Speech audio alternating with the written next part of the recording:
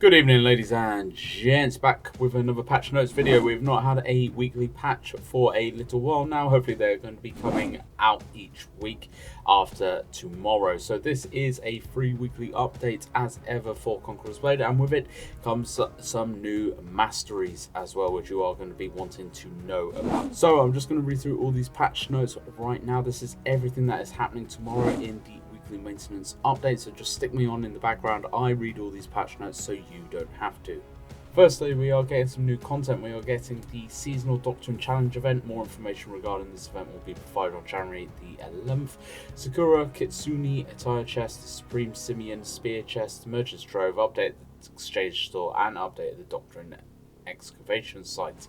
Unit mastery, so Rattan Marksman. The Rattan Marksman already are so strong. This is going to make them even stronger. So increases health by 270, increases the chance of poison tipped arrows, increases health, increases the chance of poison tipped, increases poisoned weapons by 10%, increases damage dealt to cavalry by 200, increases damage dealt to long handle units by 300, and finally poisoned weapons will reduce enemy movement by 10% and damage by 15%. That is a huge mastery buff for an already very powerful unit.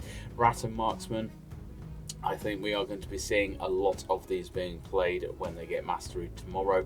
They were already overpowering everything in the blue meta. Still saw them being played a lot in the purple meta as well. I think with this mastery they are going to be getting played in the gold meta as well. I will be checking these out. I will be doing a full unit review on these in the next week, because I am very intrigued as to how well these guys are actually going to go up against purples and golds now with that mastery.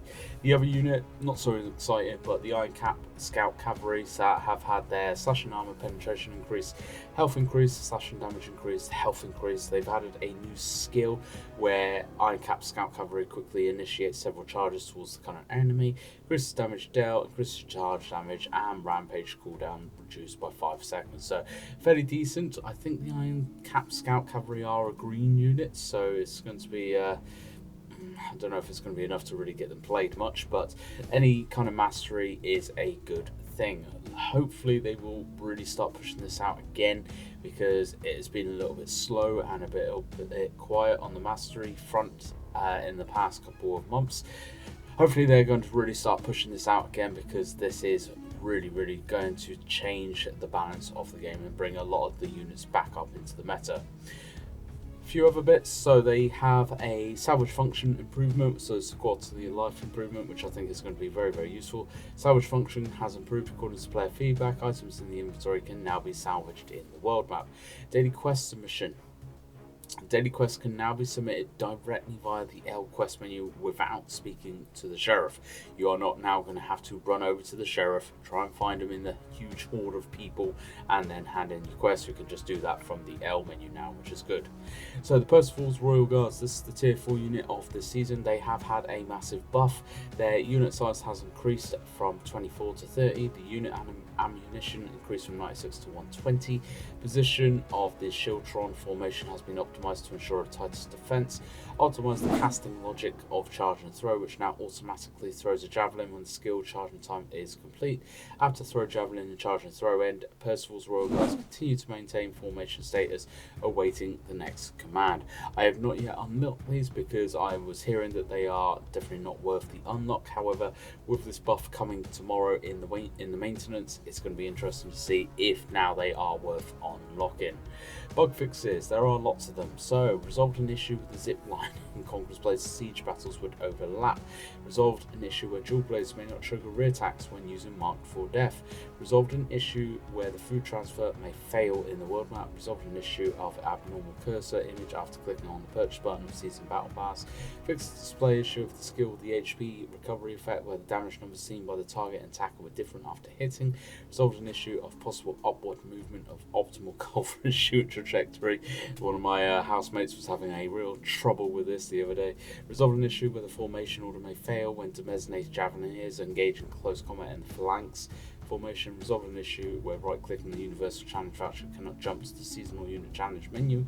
Resolved an issue where the preview alerts for weapon skins might display incorrectly when changing to another menu. Resolved a clipping issue with the Greylock Zealot attires, helmet and hood.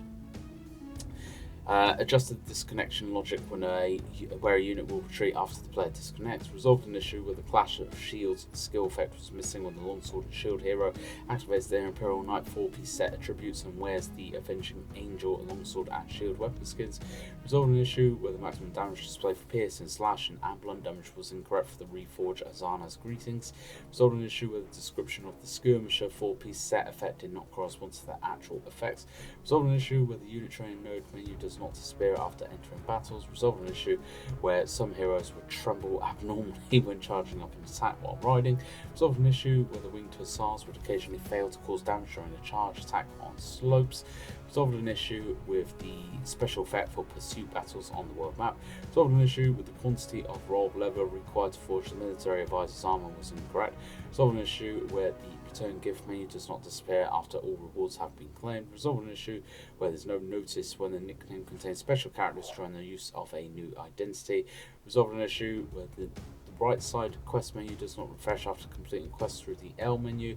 And finally, resolved an issue where the Rat and Round Shields icon did not update after unlocking their mastery. Resolved an issue where the Caradox Cavalry charge skill could throw the Madao Battalion. And finally, resolved an issue where the Iron Cap Scout Cavalry's charge damage occasionally failed to be caused. There are lots and lots of bug fixes. That is actually the main part of the kind of maintenance tomorrow. So lots and lots of bug fixes, lots of fixes, balance changes with the Percival's Royal Guards. The main one though, I think, is the mastery for the Rat and Marksman. Going to be interesting to see how well this has actually affected them. Thank you very much for watching though, folks. I'm going to leave the video there. As always, please hit that like button, hit that share button, all that lovely fantastic stuff. And I hope to catch you out in the battlefield.